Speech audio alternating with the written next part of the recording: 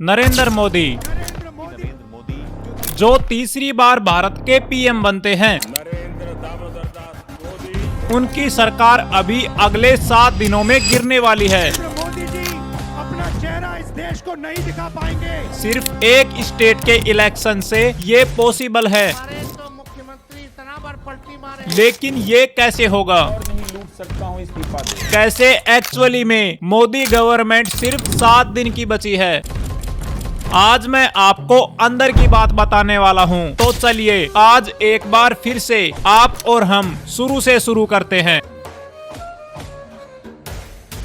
इस कहानी की शुरुआत 19 अप्रैल 2024 को होती है, जब लोकसभा इलेक्शन की वोटिंग स्टार्ट होने वाली थी। यह वोटिंग 7 फेजेज में होनी थी और 1 जून तक सारी वोटिंग हो जानी थी। ठीक है, समझिए। अभी तक 10 साल से मोदी गवर्नमेंट चल रही थी, तो इन्होंने एक बार फिर से हवा भरी।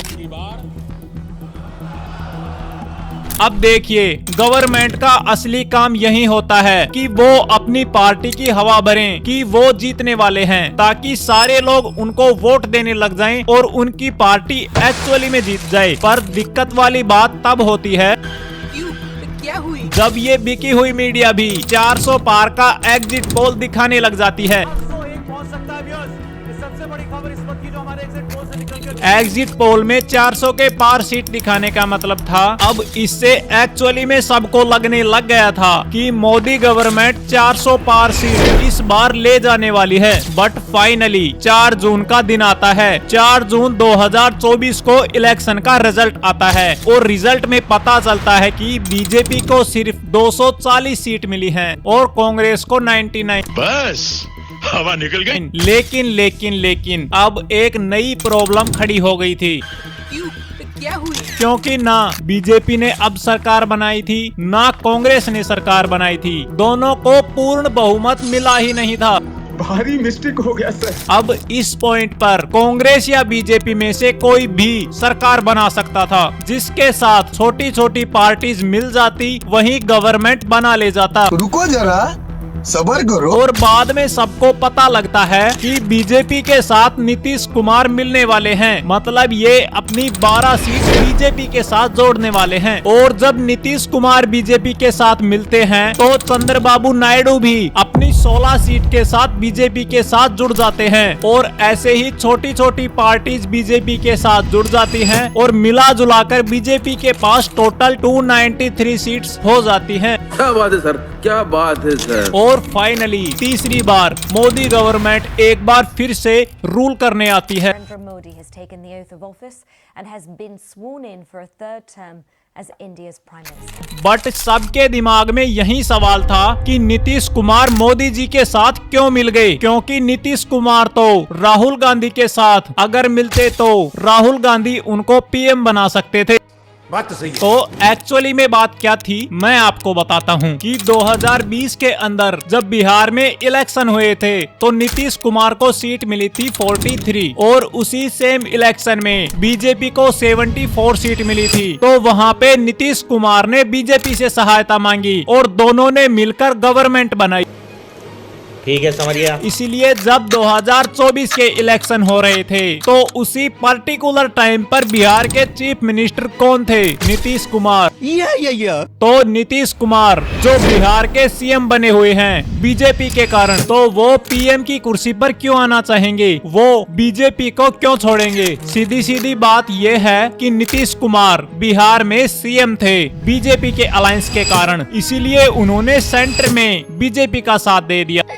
अच्छा जी, ऐसा है क्या? और बीजेपी रूल में तो आ चुकी थी, लेकिन दिक्कत वाली बात यह थी कि यह गवर्नमेंट बाकी 2 टर्म जैसी नहीं थी। इससे पहले 2 बार जब मोदी गवर्नमेंट आई थी, तो बीजेपी को पूर्ण बहुमत मिला था और यह पहली बार हुआ था जब बीजेपी एक अलायंस बना के आया था। इनकी पूरी सीट नहीं थी, मतलब ये गवर्नमेंट बहुत ज्यादा रिस्क पर टिकी थी। घूम फिर करके फिर तनाव आ गया। और दिक्कत यहीं से स्टार्ट होती है, क्योंकि ये मिली जुली सरकार अगले 7 दिनों में गिरने वाली है। क्या बात कर रहे हैं? देखिए बात क्या है, अभी बिहार में इलेक्शन चल रहे हैं और 14 नवंबर को इसका रिजल्ट आने वाला है। अब ये चुनाव मोदी गवर्नमेंट के लिए इतने ज्यादा इम्पोर्टेंट हो गए हैं कि इतने इम्पोर्टेंट तो शायद सेंट्रल के चुनाव भी नहीं थे, क्योंकि यहाँ से ही पूरी सरकार गिरने वाली है। मगर क्यों? एक्चुअली में यदि आप बिहार के अंदर देखोगे तो विधानसभा में यहाँ पर 243 सीट हैं और अभी यहाँ एनडीए की गवर्नमेंट है, जो कि कॉम्बिनेशन है बीजेपी का, जेडीयू का, एचए और वीआईपी जैसी दो छोटी पार्टीज का। अब एनडीए कौन है? एनडीए की गवर्नमेंट है नीतीश कुमार की गवर्नमेंट। मतलब यहाँ पर नीतीश कुमार का जेडीयू है 43 सीट्स वाला और बीजेपी है 74 सीट वाला। तो बेसिकली ये पूरी गवर्नमेंट जो बनी हुई है ये बीजेपी और नीतीश कुमार को मिला जुलाकर बनी हुई है। एंड नीतीश कुमार के पास मतलब एनडीए के पास ओवरऑल 125 सीट हैं। तो बिहार में इलेक्शन वही जीतता है जिसके पास 122 सीट रहती हैं। तो अब 4 सीट में नीतीश कुमार की सरकार गिर सकती है और ये ही मात्र 4 सीटें इस इलेक्शन में उलटफेर करने वाली हैं। और अभी तो रुको। और यहाँ से ही सेंटर की गवर्नमेंट भी हिल जाएगी।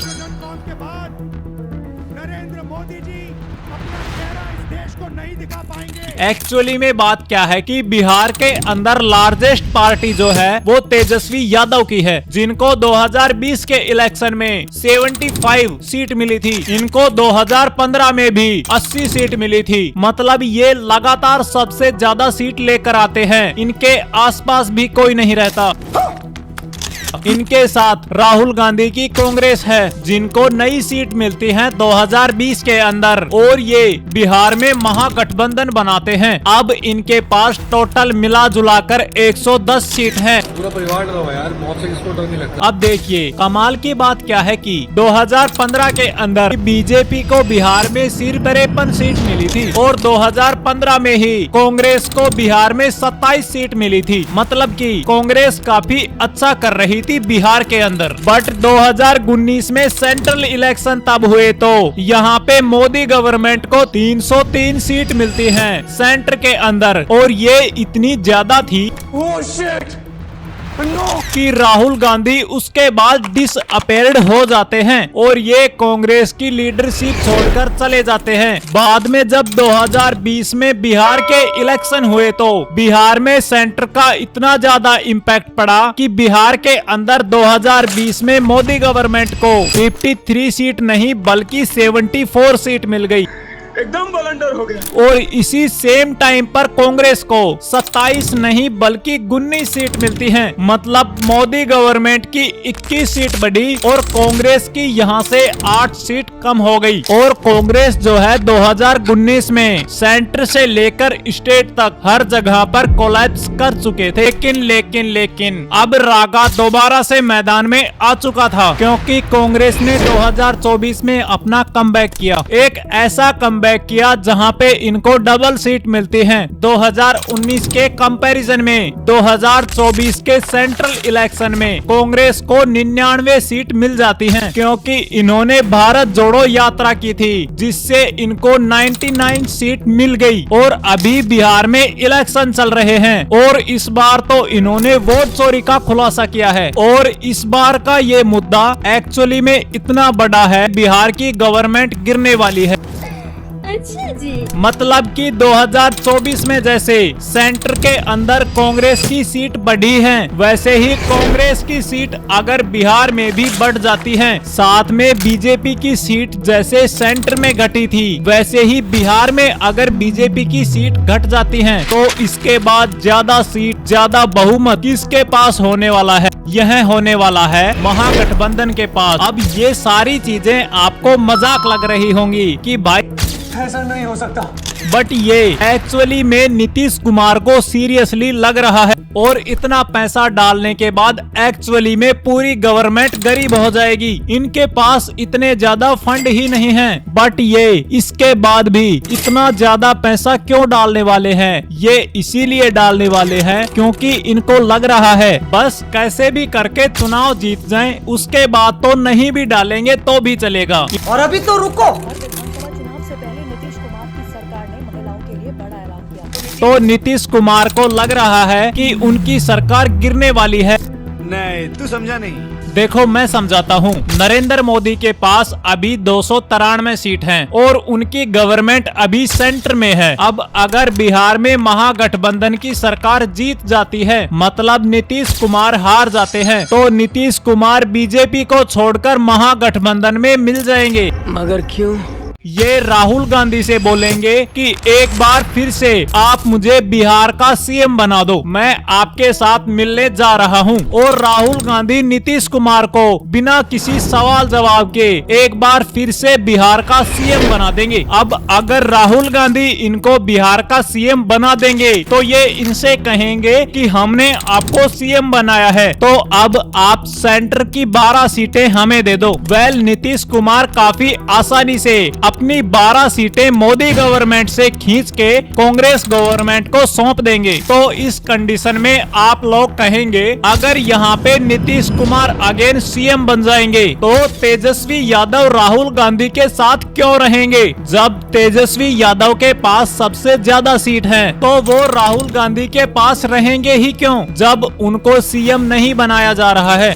बात तो सही है। देखिए, महागठबंधन को तेजस्वी यादव नहीं छोड़ेंगे क्योंकि उनको भी पता है कि सेंटर की गवर्नमेंट पलटने वाली है, और अगर सेंट्रल की गवर्नमेंट पलटने वाली है तो वैसे भी राहुल गांधी तेजस्वी यादव को होम मिनिस्ट्री ऑफर कर सकते हैं। शाबाश! तो इसका मतलब है कि बिहार के अंदर अगर महागठबंधन जीतेगा तो नीतीश कुमार महागठबंधन से मिलकर सीएम ऑफ बिहार बन जाएंगे और एक बार फिर से ये अपनी सेंटर की 12 सीटें खींच लेंगे। तो मोदी गवर्नमेंट के पास सीट बचती हैं 281 और 281 सीट में भी इनकी गवर्नमेंट बनी रह सकती है। लेकिन यहाँ से ही तो पूरा गेम शुरू होगा, क्योंकि चंद्रबाबू नायडू के पास 16 सीट है और यहाँ पे अगर राहुल गांधी चंद्रबाबू नायडू को कहते हैं कि हम आपको पीएम ऑफ इंडिया बना देंगे, तो चंद्रबाबू नायडू दौड़ कर आएंगे और मोदी गवर्नमेंट को छोड़ देंगे। ये क्या बात हुई यार, ये क्या बात हुई? और ये आकर मिल जाएंगे राहुल गांधी के साथ। और अगर मेरे सूत्रों के हिसाब से ऐसा होता है तो मोदी गवर्नमेंट के पास 265 सीटें बचेंगी और अब मोदी गवर्नमेंट गिर चुकी होगी सेंटर के अंदर। अब देखिए, कमाल की बात क्या है कि मोदी गवर्नमेंट अगर सेंटर के अंदर गिर जाती है तो एकनाथ शिंदे भी उनका साथ छोड़ देंगे और कांग्रेस में आ जाएंगे। ये क्या बात हुई यार, ये क्या बात हुई? इसका रीजन काफी साफ है, क्योंकि एकनाथ शिंदे को मोदी गवर्नमेंट ने सीएम नहीं बनाया है महाराष्ट्र का। एकनाथ शिंदे के पास 7 सीटें हैं, उसके बाद भी ये महाराष्ट्र के डेप्यूटी सीएम बने हुए हैं। अब अगर ये कांग्रेस में आएंगे तो कांग्रेस इनको महाराष्ट्र के सीएम का पद दे देगा। आप कहाँ थे ज्ञानी बाबा? तो बिहार के इलेक्शन अगर महागठबंधन जीतेगा तो बीजेपी के पास सेंटर में टोटल 258 सीटें बचेंगी और कांग्रेस आ जाएगी रूल में। हालांकि PM of India Chandrababu Naidu बनाए जाएंगे, क्योंकि चंद्रबाबू नायडू को जब ये ऑफर करेंगे तभी वो छोड़ कर आएंगे। अब आप लोगों को लग रहा होगा नहीं, ऐसा नहीं हो सकता। लेकिन मैं एक बार फिर से आपको बता दूं कि कांग्रेस के पास भले ही 99 सीटें हैं, अगर इनके साथ नीतीश कुमार और चंद्रबाबू नायडू आते हैं तो ये चंद्रबाबू नायडू को पीएम भी बना देंगे। तो मैं उनको ये कहना चाहता हूँ, बस इनको बीजेपी की गवर्नमेंट गिरानी है और ये भविष्यवाणी हम आज ही कर रहे हैं। और अगर ये वाला वीडियो आपको अच्छा लगा है तो दूसरा वीडियो स्क्रीन पर लगा दिया है, उसे भी अभी देख डालो।